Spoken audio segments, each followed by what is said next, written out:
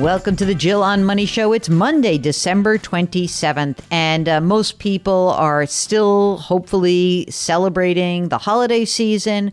Maybe you're taking some time off. Doesn't really matter. We are going to keep broadcasting every single day because that's what we do. If you've got a question, just go to our website, jillonmoney.com. Click the contact button and we would be delighted to help you out.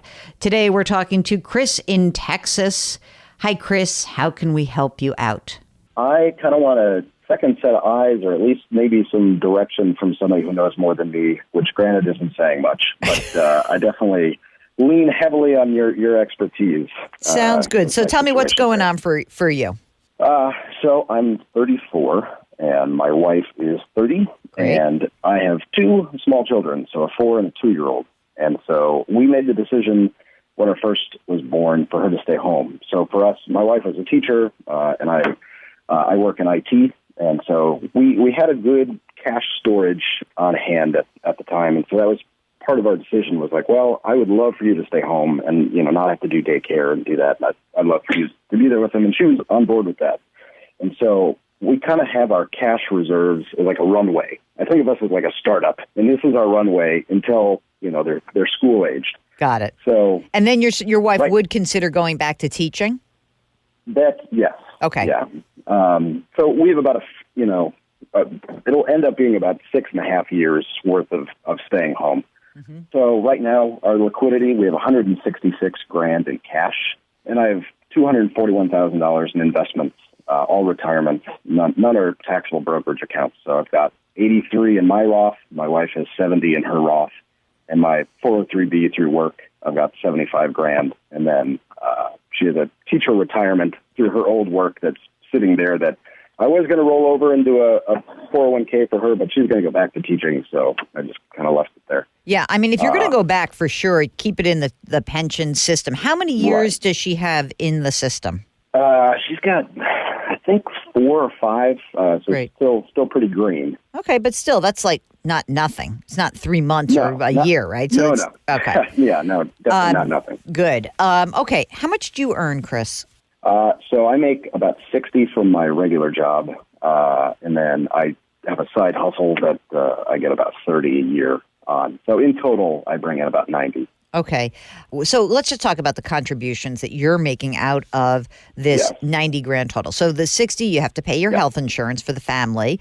How much are you putting into your work retirement plan? Prior to setting up this call, I was doing $750 a month. But then I was like, she's probably going to tell me to put in more. So I upped it to $1,000. Nice. So it'll be, starting now, will be $12,000 a year. Previously, it had been $9,000. Okay. My work has an amazing benefit that they do a 10.8% contribution regardless of what you put in. Come on. Yeah. So wow. So I'm a big fan of that. And so we have no debt. I have no credit card debt, no student loans. We both own, our cars we own outright. But I do definitely have a mortgage for sure. How much is your house worth? So my house is worth about $480,000. How much is it remaining on the mortgage right now?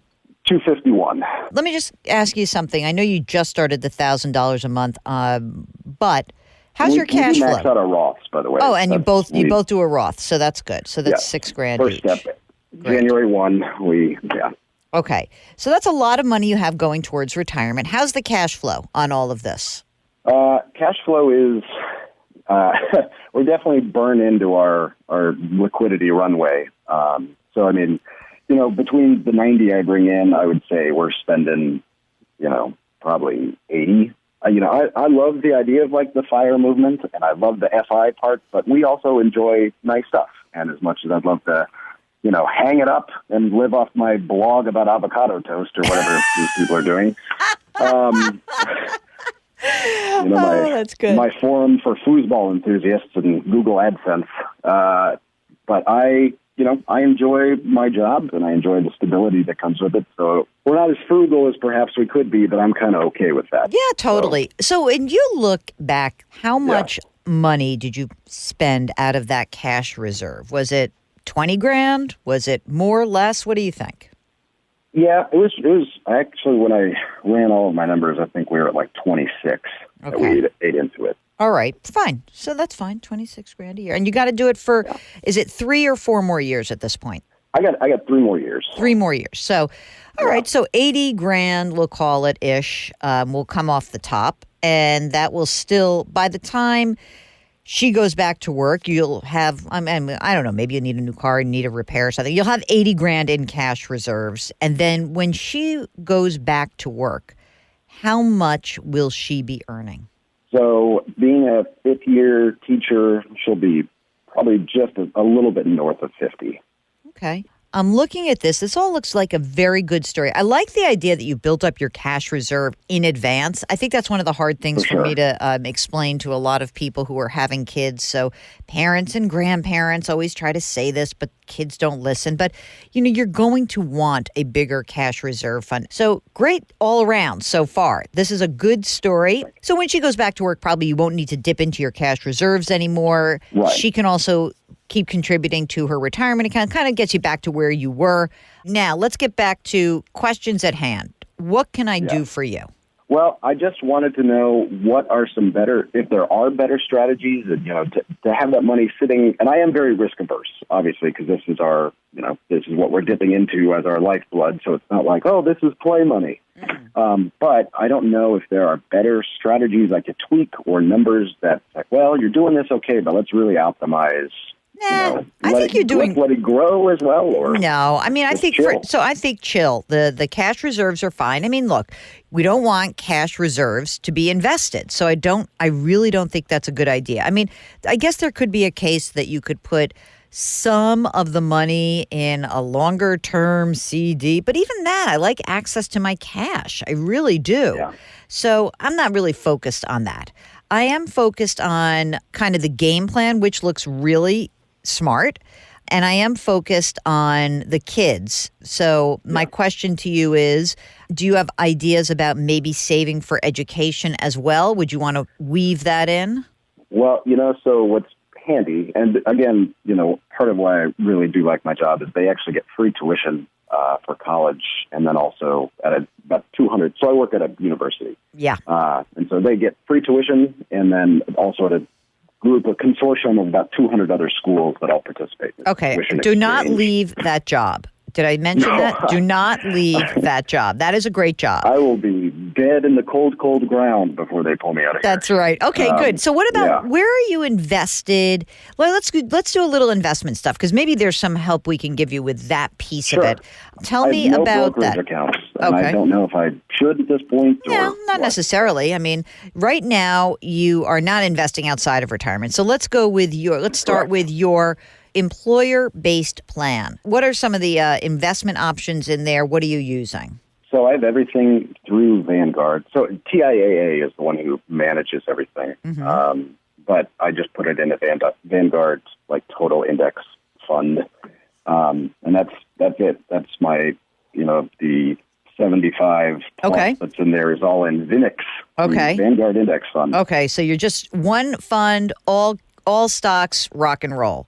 Okay. Yeah. What about the Roth IRAs for you and your wife? Good question. So Thank you. My Roth I have, and it was originally a 401k from a previous company that I just rolled into this, and I was in the Fidelity 2040 target date fund, and it performed pretty well, and so I know it's a little more expensive than the index fund, but its performance was better. So I was like, I'll keep it in there until I decide not to. And then my wife's Roth is in the Vanguard 2050 target date fund. So Fidelity target date funds, which I think used to be called freedom funds, they're expensive.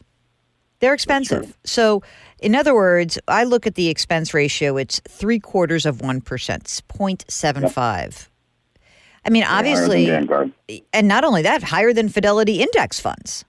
In other words, you could simply take what they do, which is, I'm just looking right now, I just pulled it up. The Fidelity, you said your wife is in the 2050, right? The 2050 fund? Well, she's in the Vanguard 2050. All right. So I'm just going to look at the Fidelity fund. All right.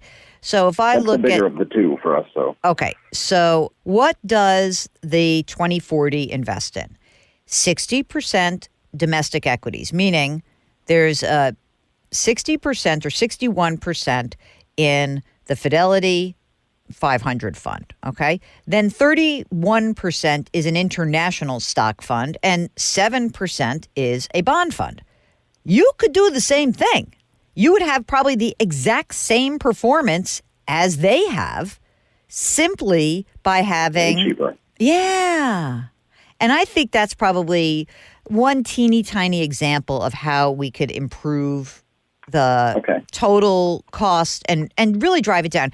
I think it's easy for you to just say, you know what, let me just stick with 3 index funds. You can slice it up the way they slice it up, and that's it. Okay. That's all I got for you. A bond? I mean, like an index bond? Yeah. It's you can just go the intermediate term bond fund in both of those houses. Okay. If you want to just sort of have that money fall to your bottom line, Chris, I think that's the way to go. And it sounds, and you can really do a set it and forget it. You can do an auto rebalancing, super easy, no problem. And that's what I would do. If you would like another set of eyes on your planning and your objectives and your goals and all of that, just give us a holler. Go to JillOnMoney.com, click the contact button. And it is the beginning of a week.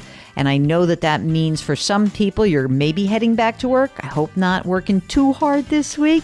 But keep an eye on any of your year-end final issues that you need to take care of. Just a few days to go, okay? Of course, try to lift someone else up today. And our mantra remains grit, growth, grace. We'll talk to you tomorrow.